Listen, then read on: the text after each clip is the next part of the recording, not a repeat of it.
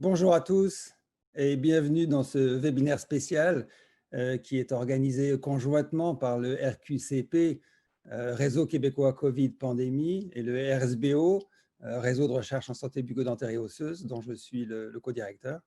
Je m'appelle Christophe Bedos, je suis prof à l'Université McGill et j'animerai cette session avec le soutien de ma collègue Amélie Forget, qui est la directrice exécutive du RQCP et qui sera dans les coulisses aujourd'hui. Je précise que ce webinaire sera enregistré et qu'il sera disponible ultérieurement sur le site web du RQCP et sur le site Facebook du RSBO, que je vous invite à consulter régulièrement d'ailleurs, parce qu'on on partage avec vous différents outils et différents webinaires. Alors pourquoi ce webinaire? Bon, la pandémie, on le constate tous, nous bouleverse. Elle bouleverse notre société sur le plan social, économique et évidemment sanitaire. Et elle nous a notamment obligés à repenser la manière dont on dispensait les soins de santé. Alors voilà pourquoi, en quelques semaines seulement, le développement de la télémédecine est devenu une priorité au Québec, mais pas seulement au Québec, comme vous allez pouvoir le voir. Alors, nous avons pensé qu'il était utile de réfléchir ensemble avec plusieurs experts qui proviennent d'horizons différents. Et c'est pourquoi nous avons invité aujourd'hui 4 personnes, les docteurs Marie-Pierre Gagnon, Mylène Breton, Ella Memami et Nicolas Giraudot. Donc, nos invités parleront de leurs travaux dans ce domaine pendant environ 10 minutes, si bien qu'il nous restera ensuite environ 15 minutes, un quart d'heure, pour répondre à vos questions et puis débattre autant que possible. Vous pouvez d'ailleurs écrire vos commentaires et vos questions dans le clavardage et nous essaierons d'y répondre à la fin. Alors, nous allons commencer avec Marie-Pierre Gagnon. Alors, docteur Gagnon, vous êtes professeur titulaire à la Faculté des sciences infirmières de l'Université de Laval, titulaire de la chaire de recherche du Canada en technologie et pratique en santé. Votre expertise porte sur l'évaluation des technologies et sur leur intégration dans les pratiques professionnelles et organisationnelles. Alors aujourd'hui, vous allez nous parler de l'engagement des patients et des citoyens dans la recherche sur le numérique en santé. Merci beaucoup, Marie-Pierre Gagnon. C'est à vous. Oui, bonjour. Merci beaucoup, Christophe. Bonjour tout le monde. Merci d'être présent pour ce webinaire et je suis honorée de débuter cette présentation, en fait, avec une thématique qui me tient beaucoup à cœur et qui porte sur l'engagement des patients et des citoyens dans la recherche, mais particulièrement dans la recherche sur le numérique en santé et avec l'exemple là, de la télésanté qui est un peu le cœur de la discussion d'aujourd'hui. Alors, lorsque j'ai reçu l'invitation pour participer au webinaire, j'étais tout de suite, j'étais empressée d'accepter parce qu'en fait, c'est une préoccupation importante. On sait qu'on travaille beaucoup depuis les 10 dernières années, mais particulièrement depuis les 5 dernières années, à favoriser l'engagement des patients et des citoyens en recherche. Et le domaine du numérique en santé aussi avait été, je dirais, un peu laissé pour compte. Et là, avec l'avènement de la pandémie de COVID-19, on peut se poser cette question-là. Donc, je suis vraiment choyée, je crois, de pouvoir partager mes réflexions à ce sujet avec vous. Donc, qu'est-ce qu'on entend là? J'aime bien commencer par définir nos concepts, si on veut. Qu'est-ce qu'on entend par l'engagement des patients et des citoyens dans le domaine particulier de la recherche? Alors, c'est une définition très simple, là, qui est celle des instituts de recherche de l'École de soins primaires en Royaume-Uni, qui dit que simplement, c'est de faire de la recherche autrement. C'est de faire de la recherche qui implique que les patients et les citoyens soient menés, là, soient impliqués dans la recherche avec et ou soit faite par eux, plutôt que de la recherche qui est menée sur ou pour eux. Donc, c'est vraiment un changement de paradigme dans la façon dont on conçoit les bénéficiaires ultimes de nos recherches, que ce soit les patients quand on est dans le domaine clinique ou les citoyens, le public, il y a toutes sortes de noms. Je ne voulais pas donner de définition de patient, citoyen, public, usager. Il y a déjà beaucoup de travaux là-dessus. Donc, le terme qu'on utilise, c'est qui est un peu la jonction des deux termes plus génériques de patient qui implique les personnes qui ont une expérience personnelle avec un état de santé, une maladie, ou citoyens ou public qui représentent la population en général, là, qui sont souvent les payeurs, si on veut, du système de santé. Alors, pour ce qui est de l'engagement des patients et des citoyens dans la recherche sur le numérique en santé ou sur la télésanté, en fait, il y a eu très peu de travaux par le passé qui ont rapporté de façon implicite, si on veut, explicite, si on veut, l'engagement des patients et des citoyens. Donc, il y a eu des études, notamment les travaux de King au Royaume-Uni et en Australie, les travaux de Al-Dosari, qui avaient vraiment formellement engagé là, des représentants du public pour définir quels services pouvaient être offerts par la télésanté. Alors, si on se reporte ici au Québec, il y a eu en 2014 un rapport qui a été produit par la Commission de l'éthique en sciences et technologies sur la télésanté au Québec et on rapportait, bon, c'est à l'époque en 2014, ça fait longtemps, mais on rapportait à ce moment-là qu'il y avait très peu d'engagement aussi de patients et citoyens en recherche et que les services de télésanté devraient être orientés selon les besoins et la pertinence pour les patients et la population plutôt que sur une offre technologique. Donc, de cette façon habile, la Commission de l'éthique en sciences et technologies faisait état du manque flagrant au Québec là, de consultation et de prise en compte des besoins de la population et des patients pour la télésanté. Malgré qu'il y ait eu je dirais, des expériences un peu isolées, le meilleur exemple est un projet de télémédecine aux îles de la Madeleine qui remonte à la fin des années 90, donc on est dans un autre millénaire, et où vraiment les services les services qui allaient être disponibles par télésanté avaient été définis en fonction des besoins de cette population-là. Mais à part quelques expériences isolées, du moins ce qui a été rapporté dans la littérature, on en fait très, très peu mention. Donc, on peut se poser la question, en fait, est-ce qu'il y a véritablement eu un engagement des patients et du public dans la définition de l'offre, dans l'élaboration des modalités de prestation? Donc, c'était déjà très limité. Pourquoi le manque d'engagement citoyen, des citoyens et des patients dans le développement de la télésanté? Donc, il y a un des anciens étudiants au doctorat, Hassan Alami, qui avait mené une étude là-dessus. C'était le sujet de sa thèse et il a publié dont les deux articles ici en référence, mais il s'était posé la question à savoir quelles seraient les conditions pour favoriser là, plus d'engagement des patients et des citoyens dans le développement de la télésanté. Et les barrières principales étaient le manque de connaissances de la télésanté dans la population, l'ambiguïté dans la définition de ce qu'est un patient, qui sont les citoyens, qui on devrait consulter, la crainte de la part des décideurs qu'il y ait l'influence de groupes de pression et aussi le temps requis versus l'urgence de prendre des décisions. Au niveau plus, pardon, je suis allée trop vite.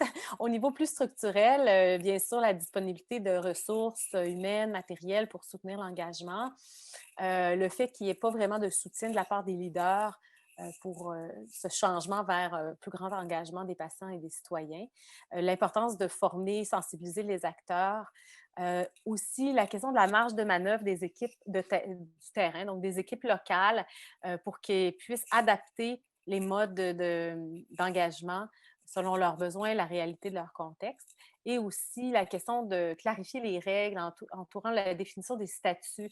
Juste un exemple, lorsque des patients partenaires dans des projets de recherche, quel est leur rôle vis-à-vis des organisations de santé? Donc, il y avait les décideurs, souvent, ont comme une crainte de voir, oh, ben, les patients vont devenir des professionnels, ce n'est pas des vrais patients. Donc, c'est des commentaires qu'on entendait assez souvent. Maintenant, dans la situation actuelle avec, la pandémie, on a vu que la télésanté, ça a tout de suite été la solution vers laquelle on s'est tourné. Je crois que Mylène, tout à l'heure, va présenter des chiffres plus, plus détaillés que moi, mais rapidement comme ça, là, on parle de plus d'un demi-million, 1,5 million pardon, pardon, euh, j'ai un petit problème de téléphone, hein, parce que l'application sur le téléphone, mais je n'avais pas baissé le son. Donc, on parle de vraiment 1,5 million de Québécois qui ont eu recours à des téléconsultations. Mais là, dans téléconsultation, on inclut là, le téléphone, classique, si on veut. Donc, c'est assez vaste comme définition. Et plus de 11 000 médecins qui auraient eu recours à une forme ou une autre de téléconsultation. Donc, on parle vraiment d'une révolution pour ce qui est de la télésanté. La télésanté a connu son plus grand essor là, depuis son avènement, si on veut, plus sérieux dans les derniers 20 ans. Et aussi, ce qu'on a remarqué, c'était la rapidité à laquelle les solutions ont été rendues disponibles. En se préoccupant moins des barrières traditionnelles qui étaient celles de la rémunération, des possibilités du réseau informatique, des questions de sécurité, confidentialité. Pas dire on a laissé de côté ces questions-là, mais au contraire, on a trouvé des réponses rapides à des problèmes qui duraient depuis 20 ans. Donc, un miracle s'est produit. Mais dans tout ça, qu'est-ce qu'il y en est des patients et des citoyens? Est-ce que les patients et les citoyens ont été impliqués? Donc, oui, on leur offre une foule de possibilités, que ce soit des consultations téléphoniques, les téléconsultations en première ligne, Mylène va en parler tout à l'heure, et aussi dans plusieurs spécialités médicales. Les suivis à distance avec le télémonitoring, les télévisites pour les familles et les proches des personnes hospitalisées. Il y a eu une utilisation bonifiée. Les dossiers médicaux électroniques, jusqu'à maintenant, étaient ces choses étranges dont on ne sait pas trop à quoi ils servent et c'est devenu vraiment l'outil de choix, là, de prédilection, si on veut, des professionnels. Les applications mobiles là, pour les citoyens, là, on pense aux récentes applications de traçage. Donc, pour ce qui est oui, il y a beaucoup de choses qui sont offertes, mais est-ce qu'on leur a demandé si c'était ce qu'ils voulaient?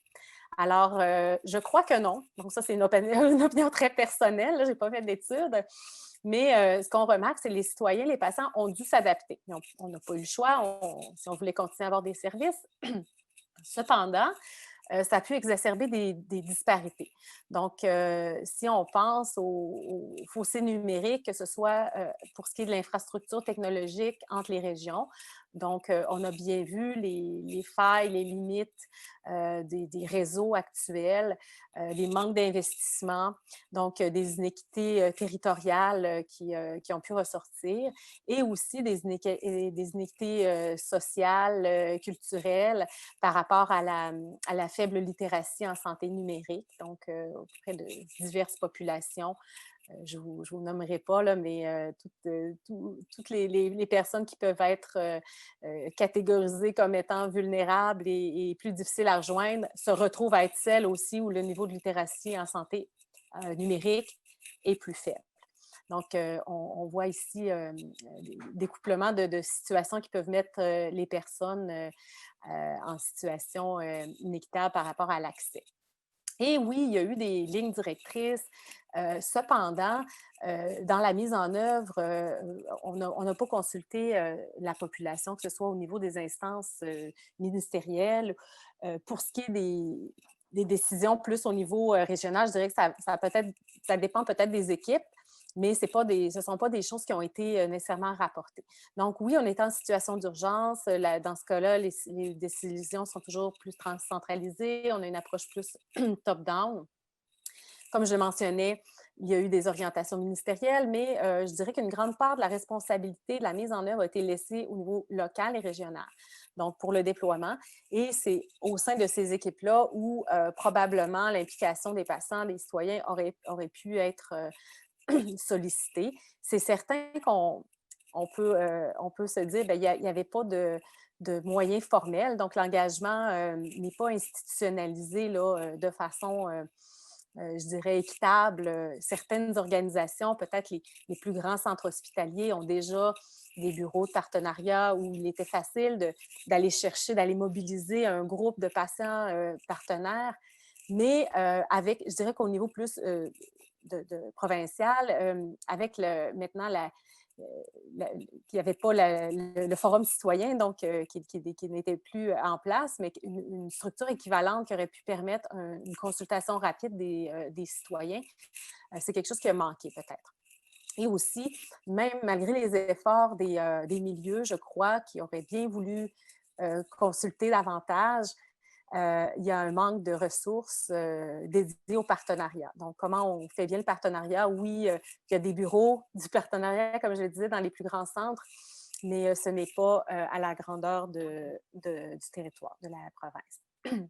Alors, est-ce que c'est possible? Je dirais oui, c'est possible, même si ça a été peu fait. On a pu identifier quelques expériences, puis là, je suis vraiment désolée pour les personnes qui ont fait de telles prouesses, qui ont réussi à engager les patients, les citoyens dans leur recherche autour des technologies. J'ai seulement recenser celle dont j'étais au courant. Donc, il y a eu une expérience qui a été menée assez tôt en pandémie, qui a été présentée, là, le projet qui est dirigé par Marie-Pascale Pomé. Au CHUM. Alors, il y a eu une présentation, c'était au mois de juin, là, sur leur projet Techno-COVID Partenariat qui est disponible, si vous voulez avoir un exemple. Un autre exemple dans lequel je suis impliquée, là, il n'y a pas eu encore de présentation, c'est tout nouveau, ça commence. C'est le projet Vigie-COVID, où Dr Jean-Sébastien Paquette a travaillé avec un patient partenaire, Christian Chabot, et ont développé vraiment une application pour personnaliser les recommandations sur les mesures de prévention qui va démarrer sous peu. Et aussi l'unité de soutien de la stratégie de recherche axée sur le patient, l'unité soutien SRAP du Québec, qui a produit des capsules pour guider le partenariat en recherche en contexte de pandémie. Donc, ce sont quelques petits exemples, je vous dirais, très isolés, mais compte tenu du peu de connaissances, là, au moins, on peut suivre quelques initiatives qui ont réussi à engager les patients. Alors, en terminant, pourquoi c'est important d'engager les patients, les citoyens? Donc, je cite Dr Alamy, qui rapportait qu'un regard laïque pourrait contribuer à minimiser les risques d'une dérive techniciste qui stipule que la technologie peut régler tous les problèmes du système de santé, tout en veillant à ce que les services soient bien alignés et adaptés au contexte et besoins réels des populations. Alors, surtout en temps de crise sanitaire, de revenir aux besoins fondamentaux de consulter les personnes. Donc, c'est important. Alors, merci beaucoup. Merci beaucoup, Marie-Pierre, pour cette présentation très intéressante. Effectivement, c'est un grand défi d'engager les citoyens. Et moi-même, en tant que citoyen, je n'ai pas l'impression d'être vraiment sollicité pour donner mon point de vue sur la manière dont j'aimerais maintenant converser avec mon médecin de famille. On y reviendra peut-être tout à l'heure dans le débat. Maintenant, nous allons donner la parole à Mylène Breton. Alors, docteur Breton, vous êtes professeur agrégé au département de sciences communautaires de l'Université de Sherbrooke, au campus Longueuil, mais vous êtes présentement en sabbatique au centre, à Harvard. Est-ce que vous êtes à Boston en ce moment? Je suis à Longueuil. Alors, vous allez nous parler aujourd'hui des téléconsultations dans les GMF, groupe de médecine de famille. Vous avez quand même une chaire de recherche. Oui, j'ai quand même une chaire de recherche qui s'appelle le chaire de recherche en gouvernance clinique des services de première ligne. Alors, merci, bonjour à tous. Merci de m'accompagner pour les 8 prochaines minutes. On va parler de téléconsultation en continuité avec les propos de Marie-Pierre Gagnon, mais on va aller vraiment sur les résultats empiriques d'une étude qui vient juste de terminer. Alors, en grande première, je suis très fière de vous présenter cette étude. Bon, c'est une étude qui est menée pan-québécois avec plusieurs collègues. Alors, je salue Mélanie-Anne Smithman qui est à l'écoute, Nadia, et c'est vraiment un travail d'équipe. Alors, merci à tous. Alors, sans plus tarder, aujourd'hui, l'idée, c'est de vous présenter ce portrait de l'adoption rapide des téléconsultations. Puis, Marie-Pierre et Christophe ont bien expliqué l'idée de mettre en place des téléconsultations. Ça a été très, très rapide, puis c'est une stratégie, on sait, la distanciation sociale, une manière de protection. Alors, c'est vraiment l'idée d'offrir des services alternatifs à une visite en personne. Puis, la définition d'une téléconsultation, c'est à la fois, c'est une consultation qui a lieu entre un professionnel et un patient avec une technologie, à distance. Puis ça peut être synchrone ou asynchrone. Alors, comme Marie-Pierre l'a dit, ça peut être par téléphone, par vidéo, courriel. Puis comme on a dit, au Canada, on était vraiment derrière le monde, parmi les derniers pays de l'OCDE à avoir implanté ou utilisé les téléconsultations dans un contexte de soins. Puis le Québec, on est souvent, malheureusement, sur ces éléments-là, en arrière du Canada. Alors, on était parmi les pires, probablement, dans le monde avec l'utilisation de cette technologie-là. Alors, oups, je change sur mon PowerPoint, là, c'est le téléphone. Excusez une petite seconde. OK. Ça devrait... OK. Alors, oups! OK. L'objectif est très simple aujourd'hui. Je vais vous présenter un portrait rapide de l'adoption des téléconsultations dans les groupes de médecine familiale universitaire au Québec avant la pandémie, alors avant le 15 mars et les premiers mois après la pandémie. Qu'est-ce que c'est un groupe de médecine familiale universitaire? C'est une clinique médicale où c'est des médecins qui travaillent en groupe, en collaboration avec des infirmières praticiennes en première ligne, des travailleurs sociaux, des pharmaciens. C'est le milieu d'enseignement pour les futurs médecins de famille et les autres professionnels. Alors, c'est les milieux d'enseignement. Alors, c'est un milieu privilégié. Alors, on s'y intéressait à faire ce portrait-là dans ce contexte clinique.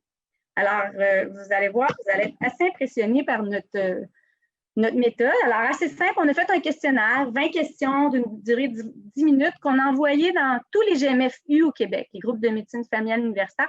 On les a invités à participer. Puis, je suis assez impressionnée par le taux de réponse dans un contexte de pandémie et rappelez-vous, pendant l'été. Alors, pour ceux qui font des sondages habituels avec des professionnels, on va vous dire, faites jamais ça l'été, puis probablement, faites pas ça pendant la pandémie. Alors, on est vraiment impressionnés du taux de réponse à notre sondage. On a à peu près 44 de taux de participation, puis ça n'inclut pas tous les professionnels qui ont été délaissés dans d'autres milieux de soins et les professionnels en congé de maternité. Alors, on a un meilleur taux que 44 alors je suis vraiment impressionnée. Alors, 603 fois merci à tous les professionnels qui ont participé à ce sondage-là.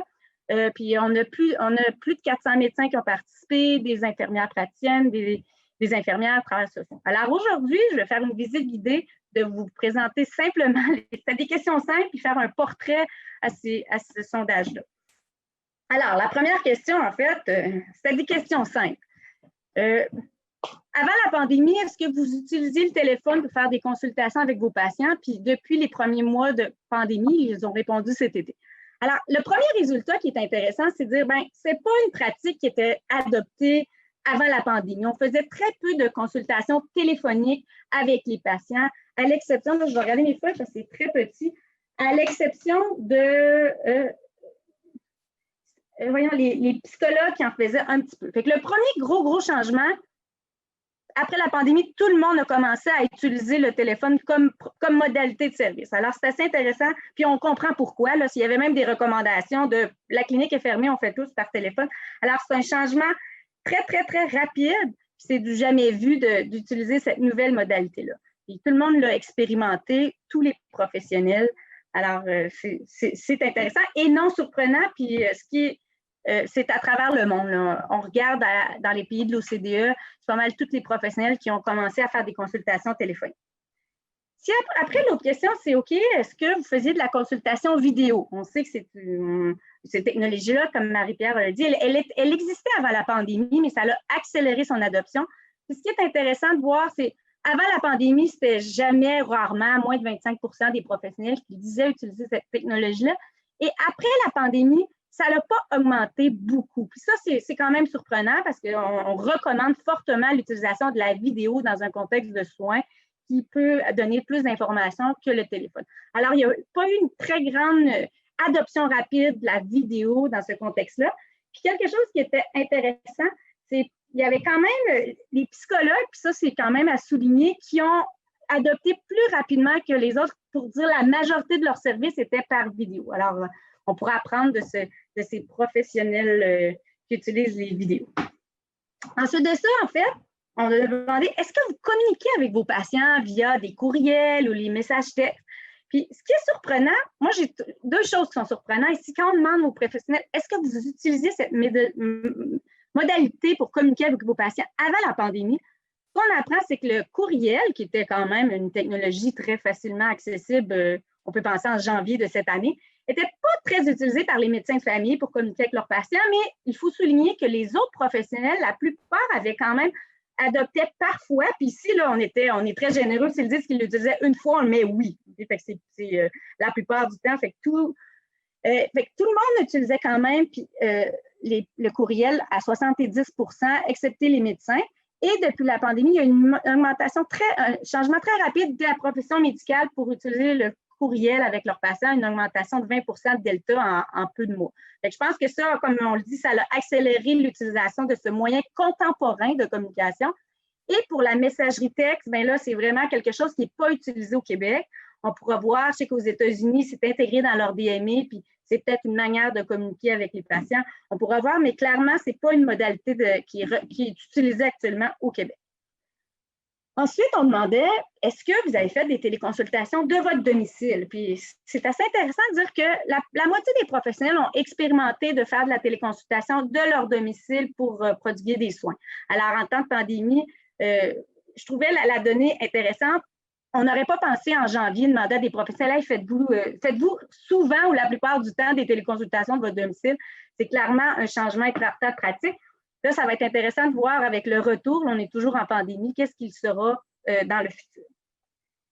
Et finalement, on a demandé aux professionnels, il y avait 2 questions ouvertes, puis ça aussi, moi, je suis très surprise que quand on met une question ouverte dans un sondage, que les gens répondent à la question ouverte. Alors, près de 400 personnes ont répondu à cette question. On leur demande, selon vous, c'est quoi les avantages, les inconvénients par rapport à la téléconsultation ou en personne? Puis bon, c'est pas très surprenant que le premier, puis rapporté par tous, le premier avantage de la téléconsultation, c'est vraiment le déplacement des professionnels et des patients. C'est vraiment un avantage qui est souligné par tous. Les avantages aussi de flexibilité d'horaire de la part des professionnels. Aussi, on rapporte que parfois, c'est vraiment beaucoup plus efficace dans le modèle de consultation. Et aussi que pour plusieurs situations cliniques, en tout cas certaines, il y a vraiment un gain clinique quand c'est pour la prescription ou un suivi de patientèle. Ça peut être une modalité appropriée. Alors, il y a beaucoup de professionnels qui rapportaient apprécier ces éléments-là. Puis bon, c'est sûr que ce n'est pas juste des avantages, il y a des avantages, mais il y a aussi quelques désavantages qui ont été rapportés, puis encore près de par 400 professionnels. Puis on comprendra que c'est beaucoup lié au téléphone. Alors, beaucoup, ben, on ne peut pas avoir d'examen physique. C'est sûr, c'est la grande limite. Il y a aussi, il y en a qui rapportaient le non-verbal. On perd un sens. Puis ce sens-là, c'est au niveau de relationnel, ça peut être plus complexe. Et aussi, c'est rapporté par plusieurs professionnels que parfois, une consultation téléphonique, OK, parfait, maintenant, ça induit une autre visite parce que maintenant, je dois vous voir en présentiel. Fait que parfois, ça peut induire une duplication. J'ai toujours le réflexe d'avancer sur mon ordi, mais c'est sur le téléphone. Alors, puis en fait, on disait un jour, quand la pandémie sera derrière nous, est-ce que vous avez l'intention de continuer comme professionnel à utiliser la téléconsultation dans le cadre de votre pratique? Et vraiment, il y a une majorité, près de 80 % des professionnels rapportent que oui, je veux que ça continue, je veux poursuivre l'utilisation de cette modalité de service-là à mes patients. Puis, le mot de la fin, en fait, ce que j'ai démontré très facilement, c'est qu'il y a eu une transformation très, très rapide, une accélération de l'adoption de ces téléconsultations qui existaient en janvier, qui étaient disponibles, mais pour plusieurs, pour raisons évidentes, les professionnels ont adopté cette nouvelle technologie-là, majoritairement par téléphone, très timidement par vidéo. Alors, il y a vraiment des réflexions à avoir quand on regarde nos collègues aux États-Unis, notamment à Boston. Le vidéo est beaucoup, beaucoup plus présent dans la consultation. Ici, on a levé des barrières. Marie-Pierre, elle l'a dit, la rémunération des médecins a été levée le 16 mars. Ça a vraiment un impact. C'est la même rémunération si c'est par téléphone audio. Aux États-Unis, je sais que maintenant, ce n'est pas le même montant. Si c'est vidéo, c'est plus. Fait que ça peut, en tout cas, on sait que ça peut diriger un changement de comportement. Il y a aussi les barrières aussi de matériel. Il y en a beaucoup qui disent, bon, ben là, oui, mais on n'a même pas de caméra sur nos ordinateurs. On n'a pas assez de bandes passantes. Ça revient très, très fréquemment. J'ai même vu une entrevue qui me dit, on n'a même pas assez d'appels sortant de notre tour, de notre clinique pour faire tous de la consultation téléphonique en même temps. Fait que vraiment, il y a des enjeux d'équiper, si on veut, nos cliniques. il y a un enjeu, selon moi aussi, on a fait ça très rapidement, puis on était agile, mais là, c'est de développer à quelle modalité il faut utiliser le téléphone, dans quel contexte le vidéo, puis développer un peu ces guidelines-là. C'est pertinent, le téléphone, je pense que ça va persister, mais il faut bien l'utiliser, puis apprendre, c'est une complémentarité de services. Je suis certaine que ça va améliorer à long terme nos services de première ligne, mais il faut vraiment réfléchir à comment ça s'imbrique dans notre offre de services. Et finalement, c'est une réflexion que j'ai, mais je n'ai aucune réponse. Le travail de collaboration interdisciplinaire. On a intégré la modalité, puis là, on travaille en silo. On travaille les professionnels en téléconsultation, les rencontres d'équipe, le travail avec les infirmières, pharmaciens. On est tous sur nos téléconsultations ou de domicile. J'ai peur qu'il y ait peut-être un recul sur la collaboration interprofessionnelle où il faut réfléchir pour s'assurer qu'on ait ces espaces de discussion au-delà d'un dossier médical électronique qui nous permet d'avoir des communications. Alors, je pense que c'est une réflexion, mais là, en même temps, on construit très, très rapidement. Il y a énormément d'innovations. Le portail santé, par exemple, c'est un exemple. Les patients, c'est accélérer son déploiement. Fait que je pense que ce contexte-là nous oblige à être créatifs et innovants. Puis on va voir la suite. Et je suis certaine que c'est un changement rapide, mais pour des changements à très long terme et pérennes en première ligne. Merci. Merci beaucoup, Mylène. C'est vraiment très intéressant et bravo effectivement pour cette étude. Les résultats sont épatants. C'est intéressant de constater que des études ont été faites auprès des dentistes également cet été. Et là aussi, le taux de réponse était incroyablement élevé. Les gens se sont sentis vraiment concernés par la situation et avaient des choses à dire, même pour des questions ouvertes. Mais je constate également qu'il y a beaucoup d'enjeux, et notamment l'enjeu de la littératie qui s'applique aussi bien du côté des citoyens que du côté des professionnels. Mais il y en a d'autres, c'est évidemment pas les seuls. Donc maintenant, on va parler de santé bucco-dentaire. On va faire un petit tour du côté des présentateurs qui travaillent, qui ont des backgrounds de dentistes. Et la docteure Elam Emami va bientôt nous parler de télémédecine, donc bucco-dentaire. Donc Elam, tu es professeur titulaire, tu es doyenne de la faculté de médecine dentaire de l'université McGill. Donc, tu as plusieurs chapeaux puisque tu es d'un côté décideur dans plusieurs institutions et en même temps, tu as un programme de recherche qui porte notamment sur l'accès aux soins bucco-dentaires. Donc, Elam, je te laisse la parole. Merci beaucoup, merci. Alors, bonjour tout le monde et je suis vraiment ravie d'être aujourd'hui ici en mode virtuel et j'aimerais féliciter les organisateurs et les organisatrices de cet webinaire pour cette mode de présentation et cette conférence virtuelle.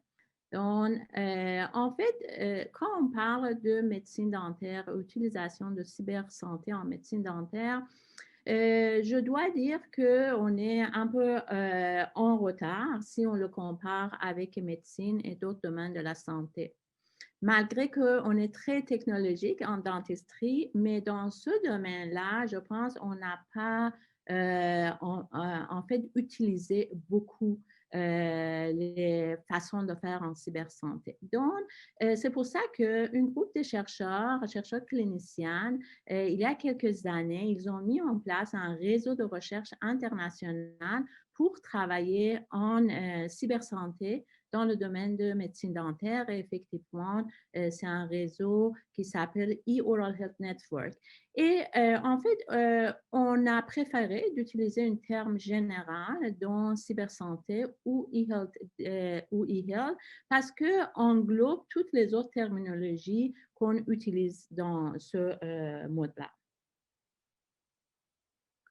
Donc, quand on veut en fait travailler ou implanter une technologie, on doit regarder la cycle de vie de cette technologie en mode cybersanté. Donc, on doit regarder le développement, l'implantation, la mise en œuvre, intégration. On doit s'assurer une performance à long terme.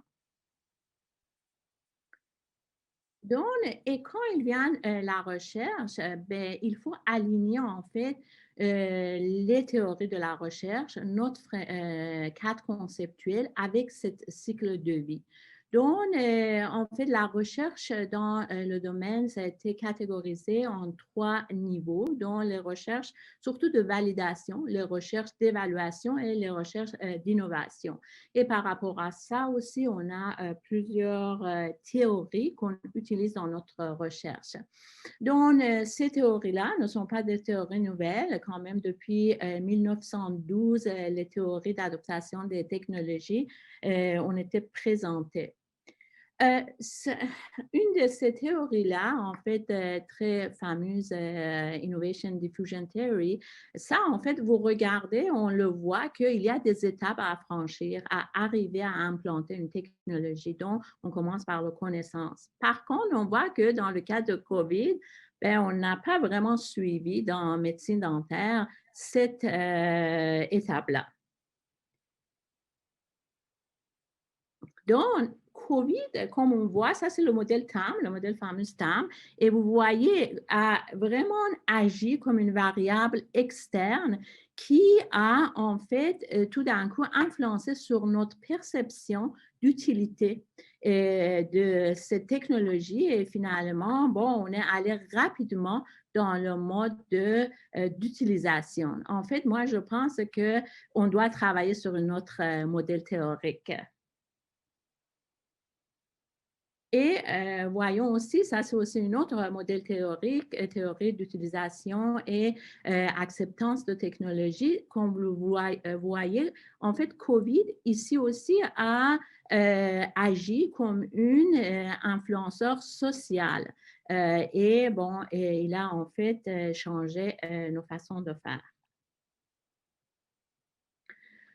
Mais par contre, on a utilisé dans médecine dentaire, toutes les dentistes aussi, on est allé dans le mode de télédentisterie, soit par leur téléphone, soit par Zoom, mais on a des barrières. Et ce sont des barrières qui sont bien notées dans la littérature. Mes collègues ont bien mentionné les barrières au niveau des cliniciens, au niveau des patients, et aussi on a des barrières au niveau organisation. Ce qui est très intéressant quand on regarde, la faible littératie, c'est une barrière qui est partagée dans les 3 en fait, niveaux qu'on le voit.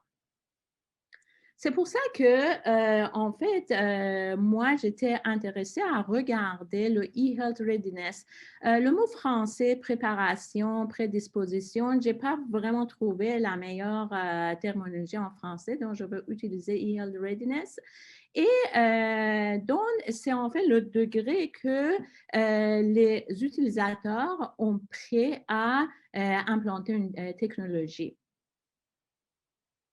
Donc, il y a plein de dimensions. Le temps c'est court. Je ne vais pas expliquer les dimensions de e-health readiness, mais comme vous voyez, on peut le regarder au niveau macro, méso et micro. Donc, nous, dans notre recherche, on l'a regardé au niveau micro. Donc, on voulait voir et explorer quelle est la préparation de nos patients envers l'utilisation de cette technologie. Donc, une de mes étudiants en maîtrise a fait cette étude et c'est en fait une étude qualitative dont on a suivi les normes d'études qualitatives et quand vous regardez dans nos résultats, on a fait 15 entrevues. En majorité, nos patients, ils étaient moins que 40 ans et ils étaient en majorité des immigrants. Donc, et aussi, il y avait quand même une éducation quand même élevée, plus que niveau secondaire. Donc, on pourrait considérer comme un biais positif ici. Mais par contre, la majorité de notre participants à l'étude ont exprimé qu'ils veulent en fait utiliser ces technologies-là. Il avait une attitude positive et il était vraiment très intéressé en apprentissage et même les jeunes voulaient le transférer à leurs grands-parents, leurs parents. En fait, ce qu'on a vu, nos patients étaient dissatisfaits, ils n'étaient pas satisfaits de mode actuel de notre service de soins bucco-dentaires. Et ça, c'est le concept core readiness qu'on leur regarde. Et bon, alors, pourquoi ils n'étaient pas satisfaits? Bon, à cause des barrières de langage, des enjeux financiers, etc. Et ils ont vu en fait la technologie, le cybersanté, comme un facilitateur pour enlever ces barrières-là. En fait, il était très habile à identifier les bénéfices et les désavantages. Donc, le coût, c'est un enjeu pour médecine dentaire et ils ont pensé que oui, ça c'est un avantage, un coût minimal, un accès plus facile. Pour les désavantages, bon, ils ont bien exprimé la manque d'interaction entre leurs dentistes et les enjeux techniques et finalement la confidentialité des données, ce qui est un enjeu très important. Donc, on a aussi en parallèle fait une étude sur l'efficacité de cybersanté dans les régions. Et pourquoi en région? Parce qu'en fait, on a, si je veux regarder le Québec, on a à peu près 90% de nos dentistes sont dans villes et régions métropolitaines. Et au niveau des spécialistes, peut-être vraiment un très peu un nombre de dentistes qui travaillent en région. Donc, franchement, moi, je pense que télédentisterie, c'est quelque chose qui peut régler beaucoup des problèmes chez nos citoyens qui sont dans des régions. Donc, ce qu'on a fait, c'est une revue systématique qu'on avait fait, dont la revue a été terminée en 2016, mais on est en train de updater parce qu'on a publié le protocole et après, ça a eu un petit peu de temps pour le publier. Donc, on est en train de le mettre mis à jour pour publier les résultats, mais on n'a pas vu assez de différence dans nos résultats. Et comme vous voyez, c'est important de voir, on l'utilise dans le cybersanté en majorité pour un support décisionnel à la clinique, donc diagnostic, éducation et formation, aussi collecte de données des patients aussi pour les dossiers électroniques. Et comme vous voyez, ben, les recherches, c'était dans plusieurs domaines de la dentisterie. Les résultats, en fait, si vous regardez, confirment les résultats de notre collègue qui vient de dire comment en médecine, en fait, c'était effectif. Et éventuellement, oui, le coût pour les patients pour faire un voyage, aller en ville ou de région, c'est vraiment un grand coût. Et donc, avec les télédentisteries, on peut diminuer ces coûts-là.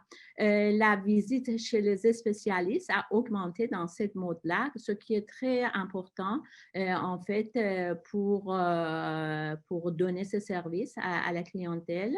Et aussi, on voit que les patients sont beaucoup plus satisfaits.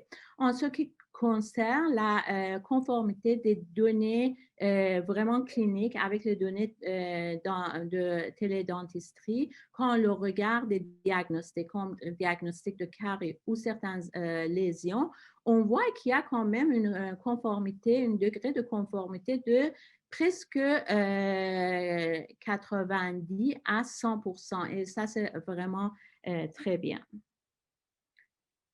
Par contre, les études, c'était quand même au niveau des qualités des études qui n'avaient pas de très haute qualité, ce qu'on doit le travailler. Bon, quel est notre rôle maintenant? Bon, on a plusieurs choses à travailler.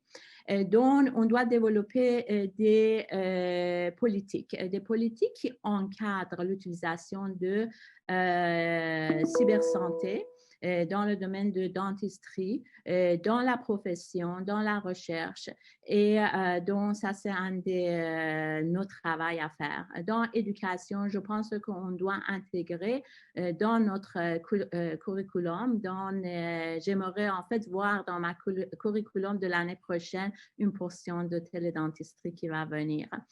Aussi, développement et validation des instruments de recherche. Pas beaucoup d'instruments ont été développés dans le domaine de dentisterie. Il y a des instruments qui ont été développés en médecine. On doit valider l'utilisation des instruments et on doit en fait faire plus d'études.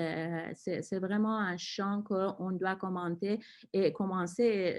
J'invite notre nouvelle et nouveaux chercheurs de prendre en charge de ça, et aussi formation à la recherche, aussi à la pratique. Et finalement, on doit chercher nos propres innovations avec des différentes applications, des différents outils que moi, je pense, la prochaine présentateur, dont mon collègue Dr. Giraudeau va en fait parler de certaines de ces innovations qu'ils ont fait en France, à Montpellier. Bon, merci beaucoup pour votre attention. Merci beaucoup, Elham. C'est vrai qu'on n'a pas encore parlé beaucoup de ruralité, mais c'est vrai que c'est un contexte qui se prête pas mal à la télédentisterie. Donc, on va se dépêcher parce qu'on est un petit peu en retard. Et nous allons maintenant aller sur les bords de la Méditerranée à Montpellier, où se trouve le docteur Nicolas Giraudeau. Nicolas, vous êtes maître de conférence à l'Université de Montpellier. Vous êtes, si je ne me trompe pas, dans mes notes, vous êtes chef de service adjoint du Centre d'enseignement et de recherche dentaire et responsable de l'équipe des premières consultations et de télémédecine. Vous êtes également expert en santé digitale auprès de l'OMS et responsable du programme IDAN, dont vous allez nous parler maintenant. Merci beaucoup, Nicolas. Merci beaucoup déjà pour l'invitation. Effectivement, félicitations d'avoir pu organiser ce webinaire dans cette période avec cet outil technique qui est très intéressant et qui pour l'instant n'a pas fait de bug. Donc j'espère que ça va continuer. Je vais vous présenter maintenant le projet IDAN développé par le CHU et l'Université de Montpellier que je porte depuis maintenant 5 ans. Le projet IDAN est un projet de télémédecine bucco-dentaire qui a pour objectif d'essayer comme l'a présenté le professeur Emani juste avant moi, d'améliorer et d'organiser l'accès aux soins des personnes les plus en difficulté. Je vais essayer d'être le plus rapide possible, même si j'ai beaucoup de choses à dire et comme vous allez le voir, je suis un petit peu bavard et très passionné, donc je pourrais parler des heures. Le projet IDAN, le plus simple, c'est de vous montrer une petite vidéo. J'espère qu'elle fonctionne bien. Nous sommes ici dans une maison de retraite, une jolie maison de retraite avec une patiente, une jolie patiente, une résidente, qu'il fallait qu'elle soit télégénique, c'était la demande du journaliste. Et donc, même si elle peut se déplacer et déambuler dans les couloirs, elle a des difficultés pour aller chez le chirurgien dentiste. Et c'est le cas bien évidemment pour elle, mais c'est le cas aussi pour grand nombre de personnes qui sont dans ces structures médico-sociales, que ce soit des maisons de retraite ou des structures pour personnes en situation de handicap, parce que les dentistes ont du mal à se déplacer dans ces structures ou parce que les patients ont du mal à accéder au chirurgien dentiste. Donc, nous avons fait le pari à Montpellier de former des professionnels de santé au sein des structures, ici une infirmière, mais aussi des aides-soignantes, de façon à ce qu'elles recueillent des informations qui vont être nécessaires au chirurgien dentiste pour analyser et pour poser un diagnostic.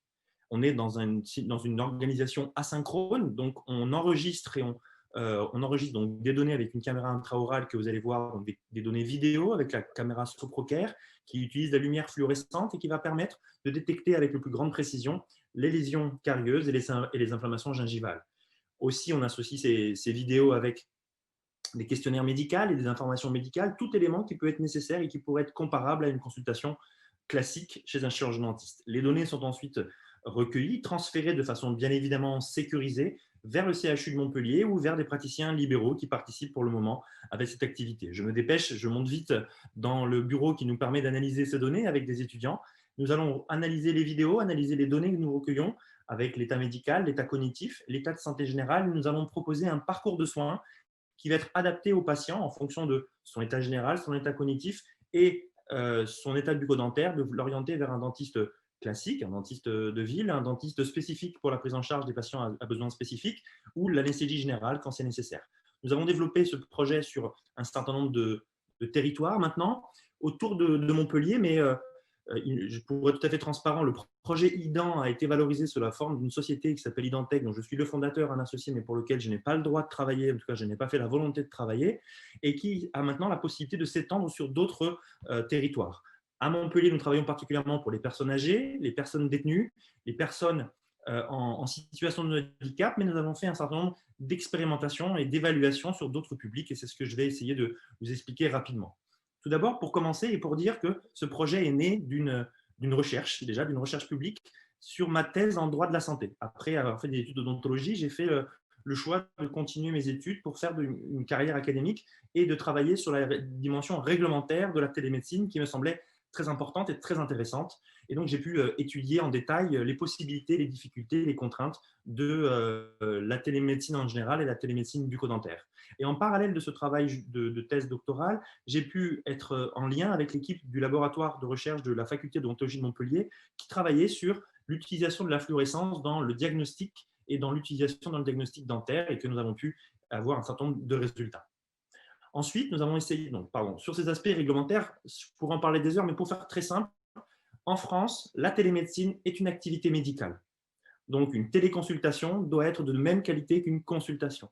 C'est pourquoi il faut que toutes les règles réglementaires déontologiques qui sont mises en place pour l'aspect présentiel doivent se retrouver dans l'activité de télémédecine. Donc, on doit informer le patient doit consentir, on doit respecter le secret et les données médicales qui nous sont fournies. Il faut connaître l'identité du patient, le patient doit connaître votre identité et toutes les données doivent être transférées de façon hébergée et sécurisée.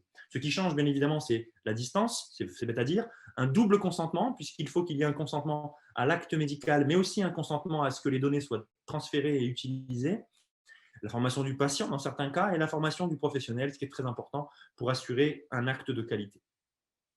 Quelques évaluations que nous avons réalisées, quelques recherches que nous avons menées durant ces 5 dernières années. Nous avons commencé tout d'abord par une évaluation clinique, de pouvoir s'assurer que le diagnostic réalisé à distance était de même qualité que celui qui pouvait être fait en présentiel. Elam en a présenté un certain nombre. Je n'ai pas vu celle-ci parce qu'elle n'était pas encore publiée quand nous l'avions, quand Elam a fait la recherche, mais nous avons donc comparé un diagnostic classique avec une téléconsultation, un télédiagnostic sur 100 patients en France, 100 patients en Japon. Nous avons donc des résultats qui sont très satisfaisants, à hauteur de 97% sur la concordance, sur les lésions carieuses, le schéma dentaire, la présence de plaques, l'hygiène dentaire, l'inflammation gingivale, où la fluorescence, bien évidemment, joue un grand rôle. Nous avons essayé aussi d'étudier d'autres points. Tout d'abord, l'intérêt de la télémédecine bucco-dentaire pour différents publics. D'abord pour les personnes en perte d'autonomie, en structure médico-sociale, pour les personnes âgées, à la fois sur le niveau d'organisation, mais aussi sur qu'est-ce qui se passe après une téléconsultation. Est-ce qu'ils vont faire des soins? Est-ce qu'ils n'y vont pas? Pourquoi ils n'y vont pas? Pourquoi ils y vont? Combien ça représente de personnes? Sous la situation de handicap, bien évidemment, quel coût on peut gagner là-dessus. Sur les personnes sous main de justice, donc sur les personnes en détention, nous travaillons de façon assez importante maintenant sur ces populations-là, puisque à Montpellier, à la prison à côté de Montpellier, toutes les personnes qui rentrent en prison peuvent bénéficier d'un examen par télémédecine bucco-dentaire. Et un autre public moins à risque, mais malgré tout, les sportifs de haut niveau ont été aussi étudiés.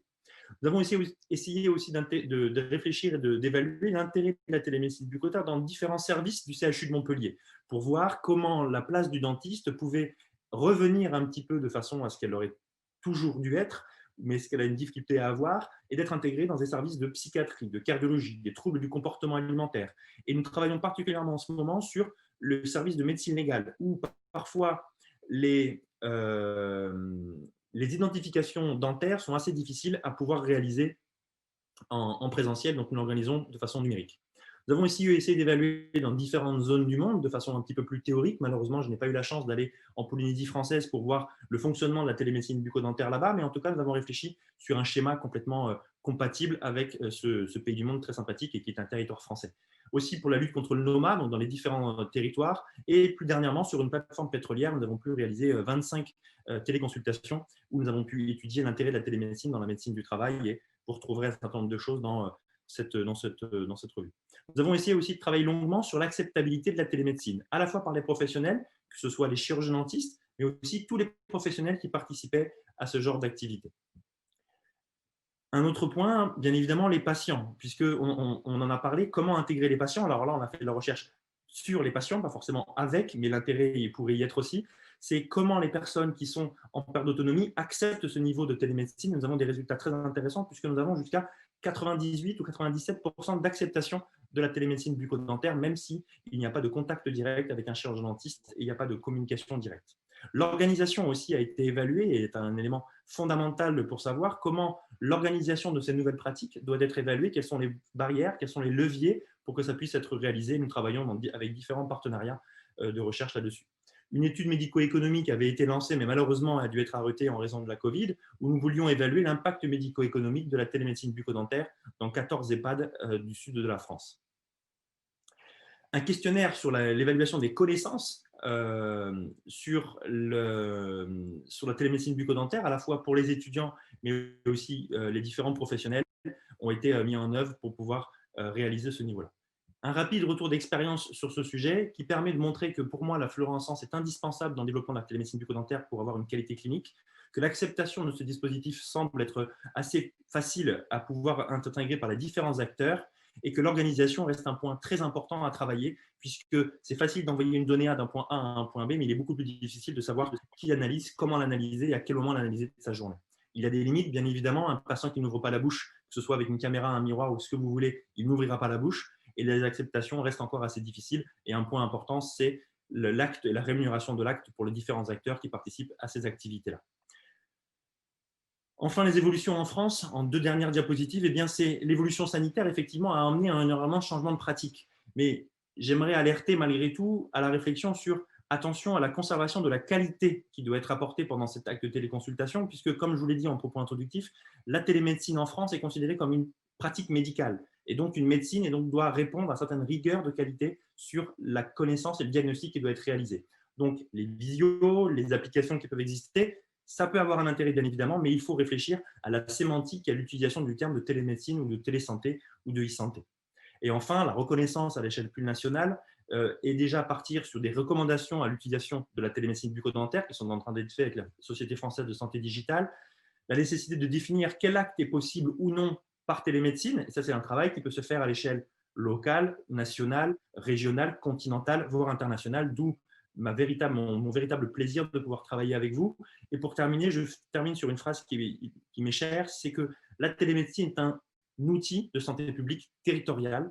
Il est important que cet outil soit développé par la profession, avec la profession, avant que les sociétés ou les structures privées s'impliquent et ne voient que l'œil technique avant l'œil déontologique ou médical.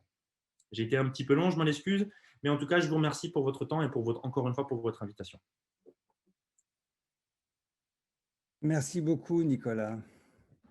Ça a été pour avoir accéléré, mais c'était très clair, très intéressant. Il nous reste peu de minutes, il nous reste 2 minutes pour conclure. Peut-être que j'ai vu qu'il y avait quand même quelques questions, donc peut-être qu'on va déborder de 5 minutes. Si vous pouvez rester 5 minutes de plus, ça serait apprécié. Je constate qu'il y a beaucoup d'enjeux en fait. Ce qui pourrait paraître relativement simple en delà des aspects technologiques est assez compliqué. Vous avez mentionné des enjeux de littératie des citoyens, littératie des professionnels, des enjeux en termes d'interdisciplinarité ou de difficultés parce qu'on travaille ou les professionnels travaillent souvent en silo. Là, Nicolas, vous avez mentionné des enjeux éthiques, des enjeux légaux également. Et puis, on a parlé aussi des enjeux de qualité des services. Et d'ailleurs, il y avait une petite question qui a été posée par une personne qui assiste à la conférence et qui mentionnait la question du stress ou le fait que dans une consultation en tête-à-tête, je dirais, le patient peut se faire rassurer par le clinicien ou par le professionnel et qu'il y a cette relation humaine qui vient apporter un côté, comment je dirais-je, healer en anglais. Hein. Ça n'existe pas trop en français, mais cet aspect humain, comment est-ce qu'on peut faire pour le garder dans des consultations qui sont faites à distance, et notamment dans celles par exemple, de Nicolas, que vous mentionnez, puisque les données sont transférées souvent à des cliniciens qui sont séparés et puis qui renvoient l'information. Et là, je pose la question un petit peu à tout le monde. Je pense que la question était posée surtout pour Mylène, mais je pense qu'elle s'applique à tous. Qu'est-ce qu'il en est pour la qualité des soins? Qu'est-ce que vous en pensez? peux me lancer si personne s'y objecte. En fait, c'est sûr qu'il y a un enjeu, il y a une perte de sens. En fait, on réduit un sens, on réduit souvent même le visuel si c'est majoritairement téléphonique, puis même audio, il y a une question un peu de relations humaines ou de… Fait que je pense qu'il y a des écrits, d'ailleurs, si ça vous intéresse, dans Annales of Family Medicine, qui racontent cette perte de sens-là, puis une appropriation. On n'est pas été formé pour ça. Personne n'a été formé à faire des bonnes téléconsultations audio. On va venir meilleur, mais il y a vraiment cette perte de sens-là. Puis la population aussi, on apprend tous en même temps. Pour eux aussi, c'est une nouvelle modalité de service. Mais je pense qu'il y a des avantages qui peuvent aller des deux côtés. Hier, je faisais une entrevue avec une pédiatre à Boston, puis là, elle me disait, puis elle travaille avec Medicare. Fait que c'est vraiment des patients très, très défavorisés. Puis moi, j'étais surprise qu'elle me disait qu'elle faisait des vidéos avec la plupart de ses clientèles. J'ai dit, ben voyons, en situation de pauvreté, comment vous pouvez faire ça? Elle dit, mais tout le monde a un téléphone cellulaire. Même si tu viens dans un milieu très défavorisé, ils ont tous un cellulaire. Puis souvent, puis comme pédiatre, moi, je trouve que ça me permet de voir l'environnement, ce que j'avais jamais avant. Fait que il y a peut-être des avantages aussi. Elle dit, là, je suis dans leur maison. Puis même, il y a des éléments que beaucoup les parents, ils veulent me parler. Ils ne feront jamais ça dans une consultation dans mon bureau, devant l'enfant, mettons 10 ans, puis ils ont vraiment des préoccupations.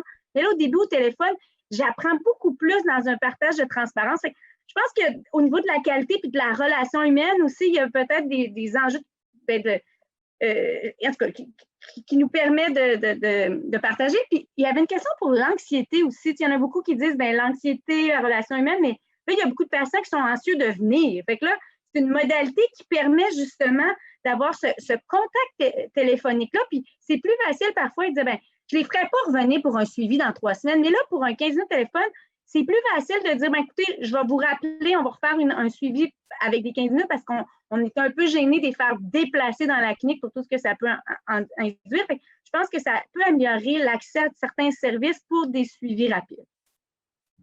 Je peux ajouter juste un petit complément. Effectivement, nous, on a évalué cet élément-là et pour les patients qui ont bénéficié de la télémédecine bucco-dentaire, ils trouvent ça mieux qu'un rendez-vous classique. Parce que déjà, comme on est sur des structures avec des besoins spécifiques, ce sont des personnes qui sont examinées par des personnes qu'ils connaissent et qui les connaissent. Et du coup, l'examen par télémédecine, puisqu'il est asynchrone, peut être réalisé au meilleur moment de la journée et par une personne qui va détecter de façon le plus précocement possible un trouble de l'attention ou un trouble de l'état cognitif. Et donc, du coup, on a eu vraiment une amélioration pour ça dans l'acceptation du système. On a même eu sur 50 autistes qui ont été analysés, il y en a 48 qui ont accepté sans traitement médicamenteux pour les calmer parce qu'ils connaissaient l'infirmière qui le réalisait. Donc, c'était très intéressant. Effectivement, il y a des avantages. Vous avez mentionné la formation professionnelle. C'est vrai que, par exemple, moi, comme professeur, cet été, ou même cet automne, enfin cet hiver, printemps, j'ai dû en quelques jours, quelques semaines, apprendre à utiliser des outils qui m'étaient totalement étrangers et pour lesquels j'avais peu d'intérêt, je dois reconnaître. Et on est tous sur Zoom d'un seul coup. Alors, qu'est-ce qu'il en est pour la formation professionnelle? Est-ce que les professionnels de la santé vont être désormais formés en urgence? Parce que je ne pense pas qu'il y ait cette structure pour les soutenir. Moi, comme professeur, je suis soutenu par l'université qui a organisé pendant tout l'été, qui m'a bombardé d'emails, assiste à telle conférence, telle formation. Il y a des outils en ligne, mais les professionnels n'ont pas forcément ce soutien-là. Comment est-ce qu'on peut soutenir les professionnels? Comment le système peut-il soutenir les professionnels qui souvent travaillent dans leur silo? Et en fait, peut-être je peux répondre. On a besoin de plateformes. Et moi, j'ai vu des plateformes dans des autres pays, comme Brésil, pour les dentistes et spécialistes. C'était en fait des plateformes qui étaient faites avec des universités en collaboration avec des ministères. Donc, je pense que ce sont des choses qu'on doit développer. Je suis en train de développer sur une plateforme à McGill. J'espère de pouvoir financer ce projet pour effectuer différentes choses, incluant formation des dentistes qui, en fait, nous avons beaucoup de dentistes et spécialistes, même à nos facultés, qu'ils ont donné des soins à distance. Et en fait, ce que maintenant, avec nos règlements dans la situation de COVID, les patients qui ont des cas COVID, il doit être vu en premier temps avec le système de télédentisterie. Donc, ça, c'est devenu une obligation. Mais comme moi, ce que j'aime en fait sur les modèles théoriques, ça montrait qu'on n'a pas fait nos étapes. On n'a pas allé sur nos étapes, on a juste fait un grand pas vers l'utilisation et c'est pour ça qu'on a ces enjeux-là. Donc, c'est pour ça, mais je pense qu'on a bien quand même adapté et adopté. Et je voulais en fait aussi demander de Nicolas, parce que lui, il a beaucoup d'expérience en ça, parce que j'ai vu professeur Lavigne, docteur Lavigne, un spécialiste en douleur et sommeil, qui a demandé sur comment on fait une évaluation en télédentisterie pour les douleurs et aussi les lésions buccales. Est-ce que Nicolas avait eu un peu d'expérience là-dessus? Il ne faut pas oublier que dans le cadre de l'activité de télémédecine bucco-dentaire qu'on a fait à Montpellier, le dentiste n'est plus tout seul. Le dentiste, il est associé avec une infirmière ou un professionnel de santé qui est tout à fait compétent pour pouvoir récupérer ce genre d'informations et voire même plus compétent parce qu'il connaît le patient.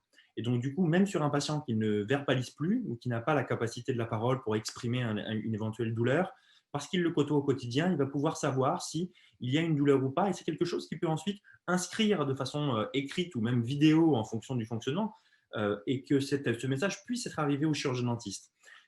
Ça a été un petit peu dit, mais ce qui est important de comprendre avec la télémédecine, c'est que le paradigme de la relation de soins qui existe entre le dentiste et le patient, ou le médecin et le patient, peu importe, est complètement modifié. Parce qu'il y a ce tiers technologique qui est le téléphone, la vidéo, la caméra intraorale, mais aussi il y a un tiers humain qui est supplémentaire ou qui peut être en plus. Et ce tiers humain, il a un rôle à jouer. Il a un rôle à jouer qui soit dans l'amélioration de ses connaissances, lui, sur la santé orale, qui ne sont jamais très bonnes, si je me trompe, sur ces professionnels-là. Et inversement, il va pouvoir identifier des choses que le patient lui-même n'aurait pas pu identifier. Tout le dialogue non verbal qui a été identifié et qui manquait par téléphone, par ce tiers professionnel, on arrive à avoir ce genre d'informations et il va dire, au moment de la mastication, on a l'impression qu'il a mal, mais on ne sait pas s'il a mal ou si c'est parce que il a mal à l'oreille. Donc, tout ça, il ne faut pas oublier que dans cette activité, il y a une autre professionnelle de santé qui a toutes les compétences et qu'il faut former, adapter en fonction du besoin et en fonction du projet médical pour répondre à ces questions-là. Très bien. Je pense, Nicolas, tu as d'autres questions aussi ici. La prise en charge après le soin ou même les questions qu'il y a sur les tests au froid, la percussion et ainsi de suite, ça c'est quelque chose qui est spécifique à chaque pays, à chaque région en fonction de ses règles et ses obligations. En France, nous n'avons pas la chance d'avoir des hygiénistes dentaires, nous sommes au Moyen-Âge de la dentisterie malheureusement, et donc du coup notre Conseil de l'Ordre a refusé qu'une infirmière puisse faire des tests de vitalité, de percussion et de ce genre de choses. Même si elle a le droit de le faire, mon Conseil de l'Ordre préfère qu'elle ne le fasse pas pour éviter qu'on dise qu'elle pratique l'art dentaire de façon illégale.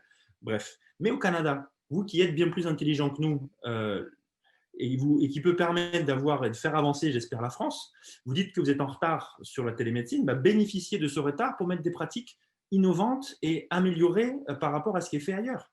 Moi, je serais ravi de pouvoir vous dire tout ce qui ne va pas en France, juste sur la télémédecine, hein, ça suffira, pour ensuite que vous puissiez l'implémenter et l'améliorer. Donc, aujourd'hui, il faut que le Québec utilise la télémédecine en général et la télémédecine bucco-dentaire pour l'intérêt qu'il y a au Québec, en utilisant les techniques qui sont faites en France, au Brésil, aux États-Unis, bien évidemment, mais en l'adaptant spécifiquement. Et de cette façon, vous pourrez programmer, si la personne qui va enregistrer les données peut faire un test, peut percuter, faire un test au froid, qu'est-ce qui se passe de l'après? Est-ce que le dentiste se déplace? Est-ce que le patient est amené? Est-ce qu'il y a une clinique mobile? On a essayé plusieurs expériences en France. Chaque territoire a sa vérité, donc à vous de trouver la vôtre. Okay. Bon, il y a une question, vous avez bien abordé sur le clinique mobile. En fait, l'expérience clinique mobile, c'est une expérience qu'à l'Université McGill, on a cette en fait expérience et on donne des traitements à travers des cliniques mobiles. On veut étendre aussi aux soins au domicile. J'espère qu'on qu'on va pouvoir le faire bientôt. Et Nicolas, tu as dit, on doit prendre vos exemples pour mettre en place sur Québec. Oui, je suis d'accord avec vous, mais il faut quand même regarder la différence. Vous avez un système de santé bucco-dentaire universel qui est couvert par le système, et chez nous, c'est en majoritairement, malheureusement, encore privé. Mais je pense qu'on peut quand même regarder, trouver des modèles que favorisent certains accès aux soins chez nos patients. Et j'ai eu un commentaire pour les Autochtones. Et ça, quand j'ai parlé des régions, éventuellement, on a nos Autochtones. Et je suis très contente pour avoir l'expérience de travailler dans les communautés autochtones. Et je suis d'accord que c'est une des façons qu'on peut offrir certains d'autres soins spécialisés dans des régions, et aussi formation. Formation, je pense, c'est un rôle important qu'on doit prendre dans des régions, aussi chez les Autochtones, pour former les gens qui travaillent là-bas, et ça, des choses qui viennent vraiment des académiques, et j'espère qu'on aura toutes les ressources pour implanter ces nouveaux beaux projets. Je pense qu'il va falloir se quitter. J'ai vu quand même qu'il y avait une petite question ou deux petites questions pour Dr Gagnon. Concernant une première, c'était comment éviter l'accueil d'une institutionnalisation des patients partenaires. Et c'est vrai qu'on en parle souvent de ce problème-là, qui deviennent des experts aux côtés des chercheurs ou des soignants. Et le commentaire dit qu'ils peuvent finir par s'éloigner des besoins fondamentaux des patients qu'ils représentent. Qu'est-ce que vous en pensez? Je crois qu'il n'y a pas de solution simple.